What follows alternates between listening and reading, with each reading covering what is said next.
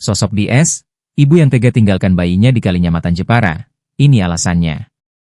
Pelaku sekaligus ibu kandung bayi DS, 19, warga Banyumas, tega membuang bayinya di depan bangunan gedung baru PT Wansinda Travel Good, Desa Pendosawalan, Kecamatan Kalinyamatan, Kabupaten Jepara, lantaran tidak ingin merawat anak tersebut. Kasat Reskrim Polres Jepara, AKP M. Faizal Wildan Umarela menyampaikan tersangka DS, 19, memang tidak ingin memiliki anak terlebih dahulu.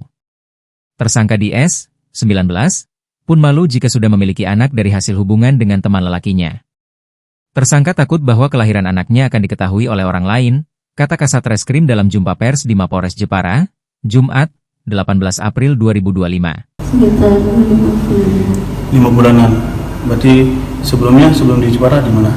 Di rumah di Banyumas. Kerjanya apa, Mbak? Di sini kerja apa?